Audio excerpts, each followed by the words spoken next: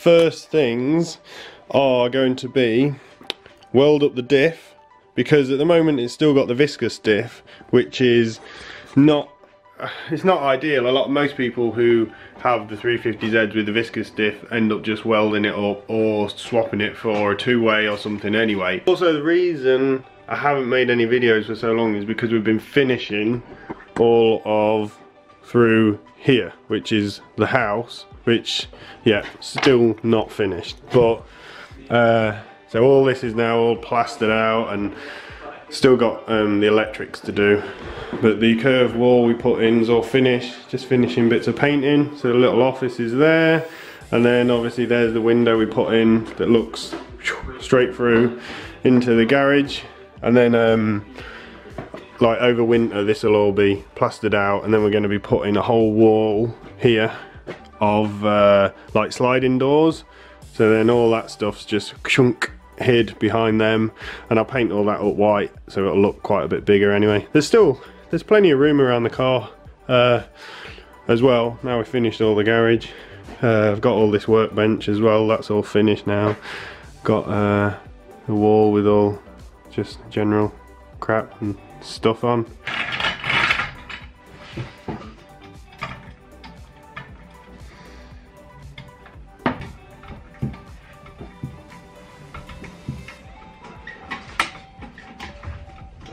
Up and down, up and down. First bolts we're going to do are these right down here, which is drive shaft. So there's 4 on there. Then there's this one here, which is on like a big bushing. There's the one the other side, which is like a mirror image of it. Then, oh, focus please. There you go. Focused. Then there's these, which is on the prop shaft. And the other side prop shaft, which, how many did we say is on them? 3 on each, isn't it? 6. 6 on each. 6 on each, yeah. 6 on each. Oh god, right, okay. 6 on each, and then there's this one buried in the leaky bushing that goes there. Right then, John, off you go, mate. Nice try. Right, where's the tools? John's just here for beer and lols and chats. Everything is so, yeah, I know it's hard to make out on video, but when you get under your own car it will all be clear. This little connection here, we just basically pulled it off. It's on like this little plastic mount tab that's on the subframe, and also it's on top, so it's up here. You can just feel there's like a cable tie. So what we did was get some side cutters and just slide them along the top and then just cut it, because you just can't see it. Well, you maybe would if your car was on a ramp, maybe, I don't know. But we've literally got both drive shafts undone. That one's hanging down. This one is here, and I think it needs a bit of a tap off, so we're just going to use something to split it. That one just fell straight off. It came off really easy. We're just undoing the big one here, which is a 17mm, and then there's the other 2 17mm which are down under there, and that's it. It should just drop out, which is why we put the jack under, because it's getting all a little bit loose. Right, we dropped it, got it on the bench, and we reckon, just for information purposes, it weighs about 25 kilos. Yeah, I'd say that. Because, which is quite heavy when you're lying on your back holding it with like your wrists. So now, gonna drain this out. Make sure we don't damage any of these. These are like your speed sensors or whatever that work on this. Then crack off all of these. Hopefully this splits quite easily, and then have a look inside. Oh, it's going. Oh, heck. Oh, there ain't nothing in that time. Oh, maybe not.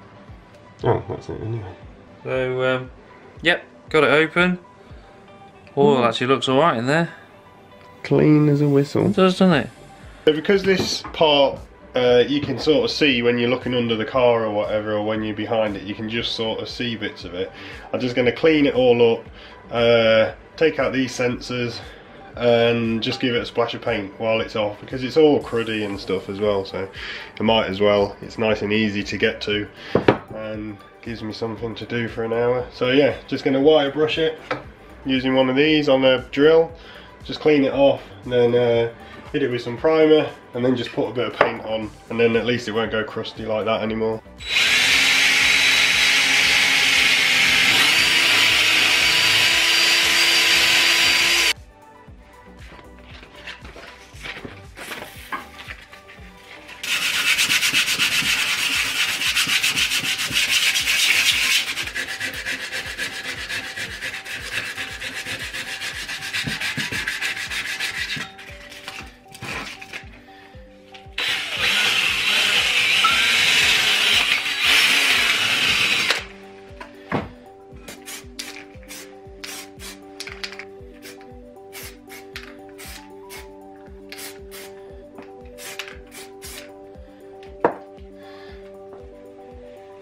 So that's like 3 coats of primer I've put on there so far.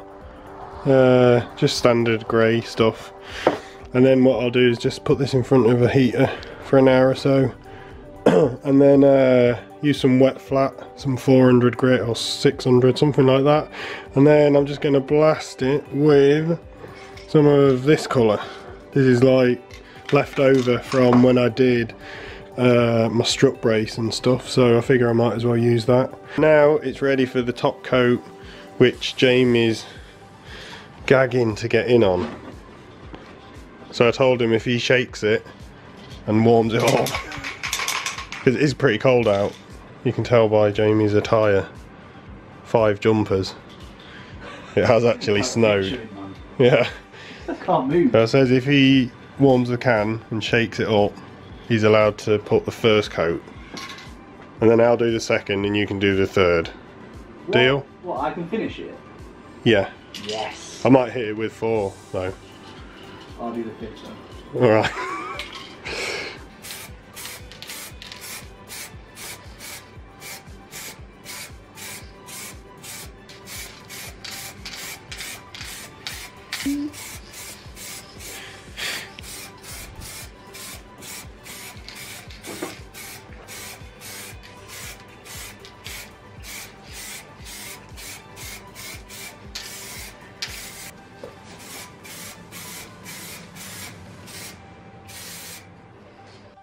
Jamie's finished his paint.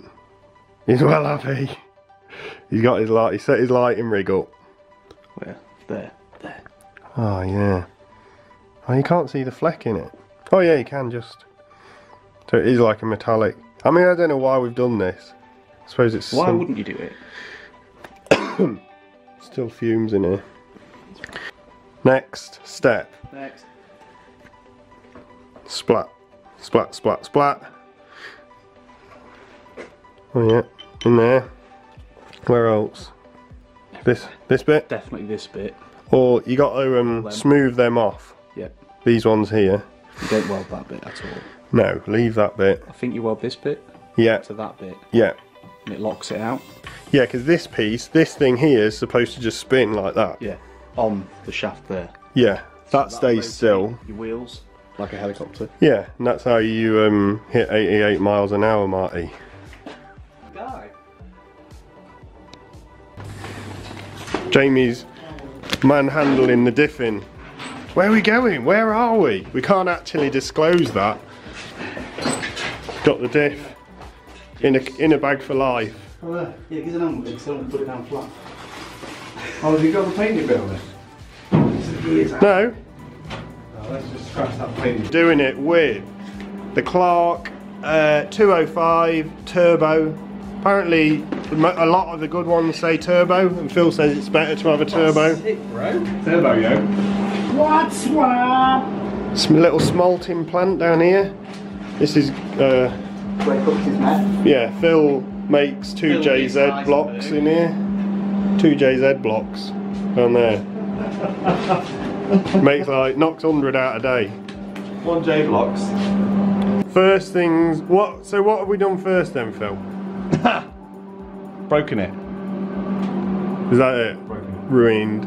So, we're going round all these little bits because we figured that was easier to test the welder to get the right settings in here, and it seems to be laying down quite nicely. So we've gone round 3 of them so far. We're about to do the 4th. We're trying to spread the heat so we don't get any element of the diff too hot. But I'm guessing we're going to need to leave it, once we've done 4, we're going to need to leave it to cool. I don't want to overheat anything like these bearings or anything like that. But then it's going to get really hot when it's in use. Oh yeah. I mean, as long as it don't cool down too quick or anything like that, so then spreading the heat around. Yeah, I mean, that's actually going to help it. And yeah, it's not going to move now, even now. So then we're just going to fill up those completely, and then we're going to start working on these off.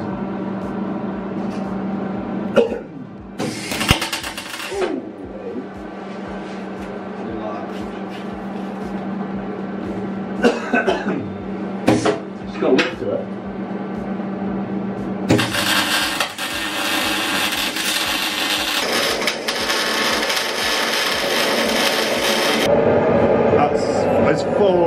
as full would need to be, yeah? And that's before. That's like layer 1. Second layer, isn't it? Yeah, that's the first layer going round all the edges and welding all the gears to all the casing. And then second layer is just neating it up. We're on the last stage. Everything's been splatted up in there. Inside these holes, there's a gear that side and a gear this side. So we might just touch that one. Let me zoom. Has it melted your finger? I need my cream. I'm fine. Anyway. No, it's fine. It's gone.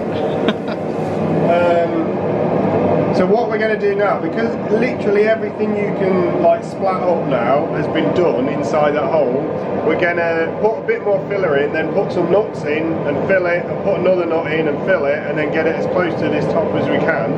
Now all these bits have been done and everything, and then that's it. One welded diff. Even though Phil reckons that would be good enough as it stands, it's still just going to go a little bit more caution just to make sure nothing bad ever happens. Next we're going to chip all this splatter bits off, clean all this out, like fully clean it so that there's nothing left in it, and then build it back up, fill it with oil, probably just run it for like, just go out on the road, do a bit with it, and then change the oil as soon as, and hopefully it's not full of too much rubbish. Yeah, so we'll go and road test it. So we're pretty much at the end of welding the diff. I used some clutch and brake cleaner just to clean everything out because it doesn't leave any residue or anything like that. Used what I got was like this, which is just like a thick piece of metal, and then I got on top of all these welds like in there, and I just scraped them like that so that any bit that would flake off will flake off while I'm like hitting it with that. Same with like these bits here. So I went around all them, flicked off anything like here, all the little bits of splatter and stuff, and then I use, where's that other little brush? This, my little toothbrush. I got this, which is a soft one because it's for spark plugs, and then I did all these teeth with it, all this, went round all this, got all these bits, sprayed it all with the old brake cleaner, and then the next thing I'm gonna do, which you don't really need to see, is just like hold it up, clean all this out into a bucket, and then just check it all and make sure there's literally nothing left in it. So yeah, that's basically it. You'll see in the next few videos I'm going to be dropping the subframe, cleaning up loads of other bits. Obviously you can see I've done it in this candy red, which is obviously not going to see stuff like that when it's on the car, but it's more that I just hate being under the car and everything being rusty. Everything you touch being rusty. So I figure if it's coming off the car, you might as well just have some paint on it. I'm going to copper grease all of any nut and thread and anything like that. I'm going to copper grease it all up as well so it comes off nice and easy next time. Stuff like this. This is a brace that I've taken off. It holds the rear of the subframe up. If you've got a 350Z, you'll probably be able to recognise these sort of bits. So it holds between this bolt and the one the other side. And I'm going to paint all that sort of stuff because it's going rusty on the ends. It's only surface rust, it's nothing like structurally damaged or anything, but I'll give it a wire brush and paint and do all that sort of stuff. But yeah, so you'll have to watch the next video to see how we're getting on with that.